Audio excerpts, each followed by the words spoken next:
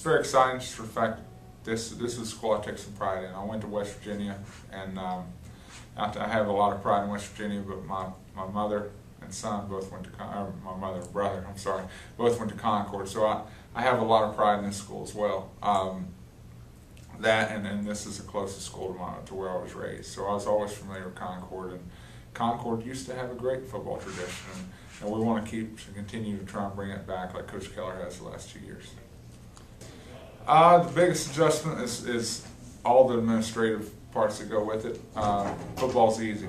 The things that go along with football, that's the easy part. But it's the budget, it's the handling scholarships, it's different administrative stuff that you kind of take for granted when you first get this job.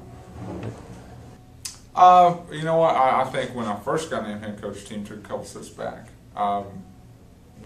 What Coach Keller did here was great. We're our 8-3 season, number 4 offense in the country last year. That's pretty impressive by any standard. And that with just some uneasiness about where some guys are going and what they're going to do and what the future holds and who's going to be the new assistant coaches and when guys leaving, it threw the program and maybe into a little bit of turmoil at first. But it's almost like I say, it's like you're standing on one mountaintop. We got on the one mountaintop and could see the peak of where we're going, and to get to that next mountain, we had to take a couple steps back, and that's kind of what we're going through now. We felt like we went through that valley, and we're climbing back up the hill now. I don't want to win them all, and that's not a cocky thing. That's just if I don't believe in us winning all the games, and how I expect those guys to do it. We're going to go try and win every ball game. Realistically, what happens in predictions, that's up to the media, and that's all you guys to do that. Our job is to prepare and approach every game like it's our last one, and hopefully we can have the best outcome with that. Well, Lenore Ryan's they were number 1 rushing team in the nation last year, so that triple option gives everyone troubles. You see Georgia Tech doing Division I now.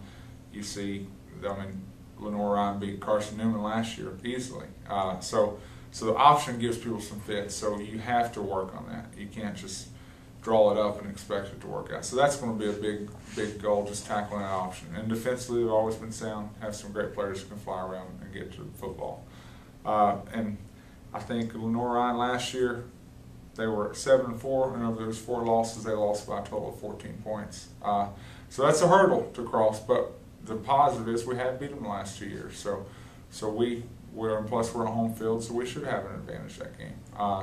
Second game of the year is Elon, and the good thing about Elon is the fact that these guys get to play under the bright lights of a Division I school, and they get to see if they belong. So much of Division II you hear, do I belong on this level? Am I good enough to play on this level? Well, that's a chance for our guys to do that. So it should be a great experience that Saturday night. Leadership-wise, I think it's gone a long way. I felt we did some stuff in the spring to develop that with some unity councils, some leadership councils, and I think it's coming along. Guys are starting to see how guys who've been here the last few years have saw how lack of leadership has limited their success, and they're starting to see how it's their last go around. They've been 2-3 years in a program. They've invested a lot of work into this, and it's important for them to make it as best they can, because it's hard to throw away all that hard work in just one season and not be a great leader. And that's something as coaches we want to foster and develop, and hopefully it continues to snowball in a good direction. With Brandon Link anchoring your offensive line, how will that help your line and also your skill position players? Well, the good thing about Link is that he gives us a lot of consistency in the middle. He's very athletic, very strong. He's been one of our most consistent, dominant players on either side of the ball the last 2 years. So he gives us some consistency, and Zach Grossi, he feels comfortable because he has the same center snapping to him. So that affects the way he gets the ball, the way he can process the defense and deliver the ball, and Brandon also makes all of our calls as far as pass protections, run blocking protection. So his experience allows everyone to get on the same page, and I can't say enough good things about Brandon.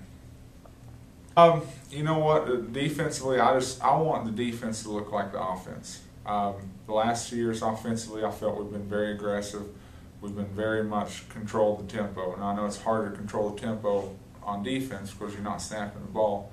But I want us to dictate things to other teams. I want us to be aggressive. It may hurt us at times, but I want us to have that attitude that we're coming after you. And then our guys can feel at the end of the game, win or lose, we did everything we could to win. And we didn't leave any bullets not fired. And that's the big goal. Defensively, we got some good returners back with Josh Miller at the nose, who's been pivotal for us.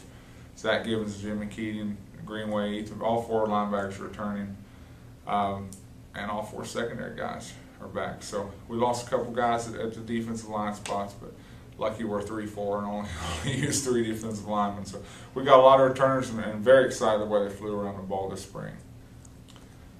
I think Zach Grossy's had a great year, great past 2 years, and people know about him.